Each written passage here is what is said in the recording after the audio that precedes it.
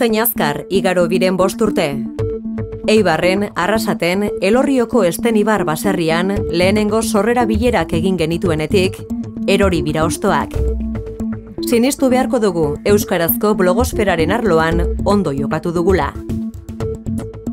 Ez ginen hiriburura joan behar izan. Goiena Komunikazioa Kooperatibak eta Kodesintax Eibarko enpresak sortu genuen Debarroan. Orain, zibereuskadi.comek eta Alexak egiten dituzten audientzia neurketetan punta-puntan gaude.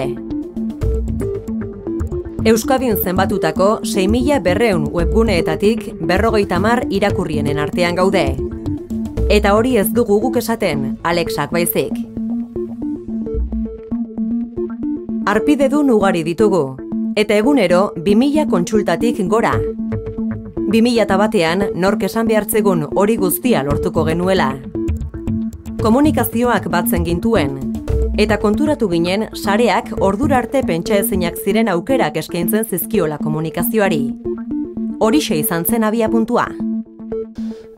Goienari konturatu ginen, ez genuen tuti ulertzen, ez ginen antzik ematen zertzan antze onura, baina intuizioz pentsatzen genuen idea hona izan zitekela, eta interesatzen zegoen ikasteko. Sustatu berez, Goienaren esparrutik irten egiten zen, baina ikasteko pentsatu genuen aukera hona izango zela.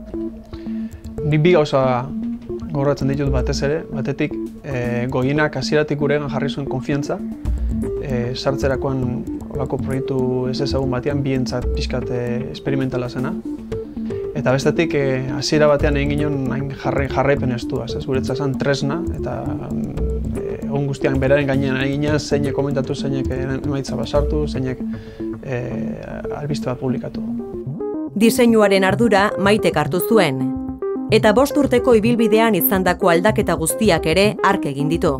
Ilusio handixakin heldu genion proiektu honi, ez? Batetik Kodesintaxen lehenetarikoa izan zalako, eta ez zauan olakorikan euskal blogosferan, orduan barrapunto, eskuizdot eta beste olako batzutan inspirauero sartu ginen, eta handikan abiatu ginen.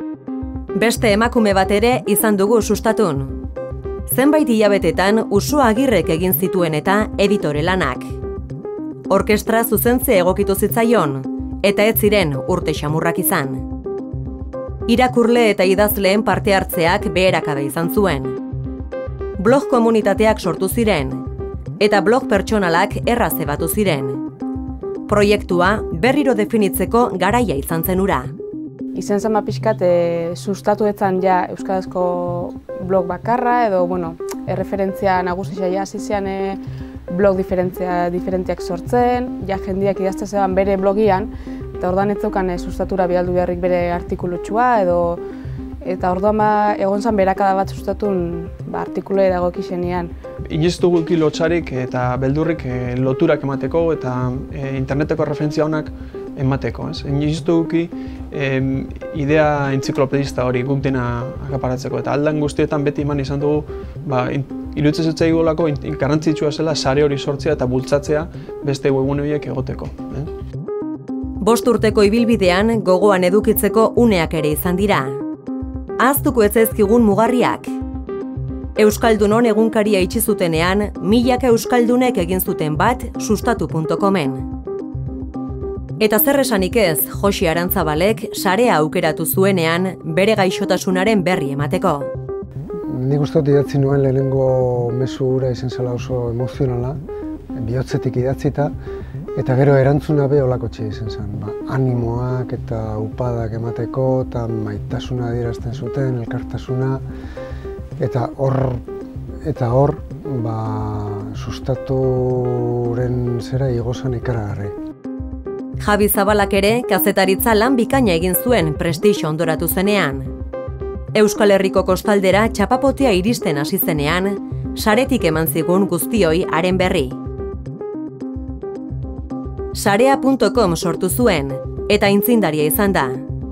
Enuen imaginatzen webblog batek eman zezakena. Nik buruan neukana zan askoz ere primitiboagoa. HTML eta nik idatzi testuak, baina interaktibitate gutxirekin eta azken finean egunkarian egiten nuena, ezta? baina webean bertan. Ze, klaro, gabezia bat ikusten nuen, hor, guk idazten genuen interneti buruz paperean, baina interneten bertan ez zeuden testu horiek, ez da? Orduan, egunkariaren itxierak ere denbora bat eman zidan, egunkariako testuak idatzi barik, bloga prestatzeko. Angel Ertxundi behar bada, euskal idazleen artean gehien arriskatu duena izan da. Eta sustatu aprobetxatu zuen bere idazkuntza prozesua biluzteko. Sustaturen 5 urteko bizitzan, une gogoangarriak izan dira guztiak. Gaur egun, interneten dagoen euskarazko informazio iturri garrantzitsuena da. Eta 21. mendean, bizirik iraungo du. Sustatuk ekarri zigun komunikatzeko beste modu bat. Oso entzindari izan da. Askok ikasi dugu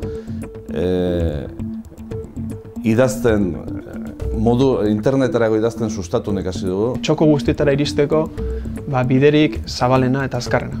Euskal mundura eskaparata handi badala, ez? Euskal blogosferak hori ezagutzen, erabiltzen eta irakurtzen da bala. Eta hori niretzat beti izan da erronka handi bat, ez? Referentzia jarraitzen izaten du, eta hori oso importantea da. Internet eta interneten ingurua ezagutzeko modu bat. Sustatu da Euskal blogosferaren aita eta ama.